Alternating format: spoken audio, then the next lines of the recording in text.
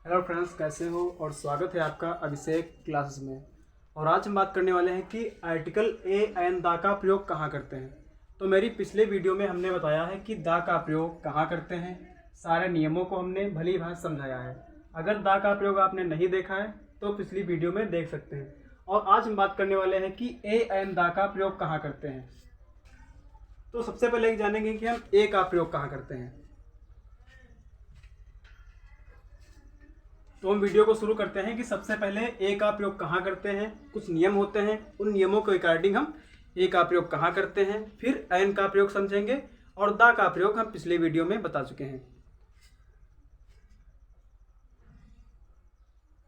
तो अगर आप चैनल पर नए हैं तो मेरे वीडियो को सब्सक्राइब कर लीजिएगा। और हाँ, सब्सक्राइब करते समय नोटिफिकेशन ऑल कर देना, ताकि हमारे द्वारा भेजी गई अन्य सारी वीडियो जो आने वाली है वो आप तक आसानी से पहुंच जाएंगी। तो हम शुरू करते हैं कि ए का प्रयोग कहाँ करते हैं। ए का प्रयोग किसके साथ करते हैं। आर्टिकल कितने होते हैं? आर्टिकल 3 होते हैं, ए एंड दा। और हम आज सीखेंगे ए और एन का प्रयोग कहाँ करते हैं। तो पहला नियम क्या कह रहा है कि कॉन्सोनेंट से पहले यदि कोई वर्ड कॉन्सोनेंट से आरंभ है तो हम किसका प्रयोग करेंगे? ए का प्रयोग करेंगे। जैसे कोई भी कर सकते हैं वाबल को छोड़कर। जैसे हो गया अब बस हो गया, क्योंकि ये तो हमारा कॉन्सोनेंट है ना। तो कॉन्सोनेंट से आरंभ होने वाले शब्दों से पहले हम ए का प्रयोग करेंगे। दूसरा नियम क्या कह रहा है? हाँ ठीक, ए का प्रयोग करेंगे। ठीक है, वेरी गुड। अब देखो, जैसे एग्जाम्पल में हम क्या करते हैं, जैसे ए बस हो गया, अन्य सारे वर्ड हैं, अ मैंगो हो गया। इतना क्लियर है? पहला नियम तो क्लियर होगा कि कॉन्सोनेंट से आरंभ होने वाले शब्दों से पहले हम ए का प्रयोग करते हैं। अब देखो दूसरा नियम क्या है। दूसरा नियम क्या कहता है कि यू आए या फिर ईयू से शुरुआत हो। कुछ वर्ड में ऐसे मिलते हैं कि या तो उनकी शुरुआत यू से होगी और या फिर ईयू से होगी। तो ऐसे वर्डों से पहले हम किसका प्रयोग करते हैं? ऐसे वर्डों से पहले हम ए का प्रयोग करते हैं। जैसे यूरोपियन हो गया, है ना।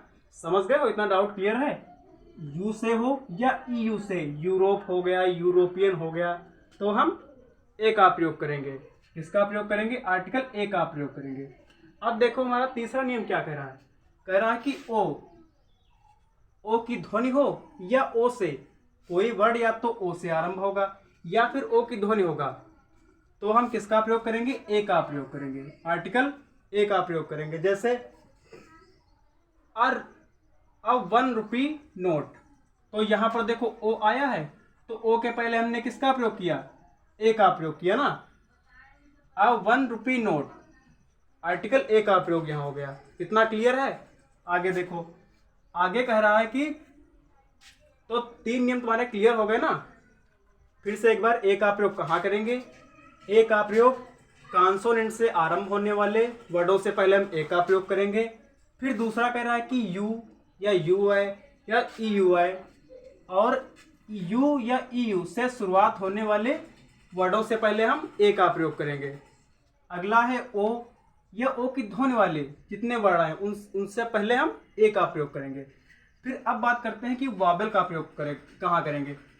तो ए का प्रयोग समझ गए ना। कॉन्सोनेंट से पहले ए का प्रयोग करेंगे और वाबल से पहले हम एन का प्रयोग करेंगे।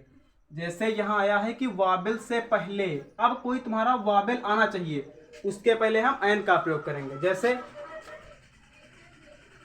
एन एप्पल, वाबल जानते हो कितने होते हैं? वाबल 5 होते हैं। कितने वाबल होते हैं? 5। कौन कौन होते हैं? ए, ई, आई, ओ, यू। यदि इनमें से कोई वर्ड आते हैं,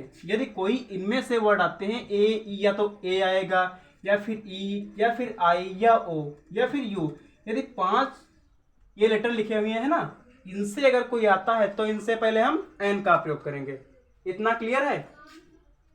फिर आगे देखो, या तो एच हो, क्या कह रहा है दूसरा रूल? या तो एच हो, या तो कोई वर्ड एच से शुरू हो या फिर एच की ध्वनि हो, तो हम किसका प्रयोग करेंगे? एन का प्रयोग करेंगे। जैसे कई सारे हैं, हिस्टोरिकल है, हॉस्टल है ना, तो हम एन का प्रयोग करेंगे। अब देखो क्या कह रहा है तीसरा नियम, कि जब कोई लेटर वाबल की ध्वनि से आरंभ हो, यदि कोई लेटर वावेल की ध्वनि से आरंभ हो तो हम किसका प्रयोग करेंगे? तो हम एन का प्रयोग करेंगे। क्लियर है इतना? यूज ऑफ एन भी क्लियर है, यूज ऑफ ए भी क्लियर है, और यूज ऑफ द हम पिछली वीडियो में पढ़ा चुके हैं। जिन्होंने नहीं देखा है वो पिछली वीडियो देख लें, पूरा डाउट क्लियर हो जाएगा। तो कितने आर्टिकल हैं? Article 3 A and the. A and the को हमने पढ़ा दिया है और द को हमने पिछली वीडियो में बताया है। कितना क्लियर है? आगे एक बार फिर से देखो, यदि कोई वर्ड लिखा है कॉन्सोनेंट तो उससे पहले हम ए का प्रयोग करेंगे। यदि कोई वावेल है तो हम एन का प्रयोग करेंगे। जैसे लिखा है, मान लो जैसे यहां पर होगा अ मैंगो। एक आम के लिए क्या लिखेंगे? A mango. अब यहां पर एन लिखते हैं तो यहां पर एन गलत है। अगर ए एप्पल लिखते हैं तो ये भी गलत है।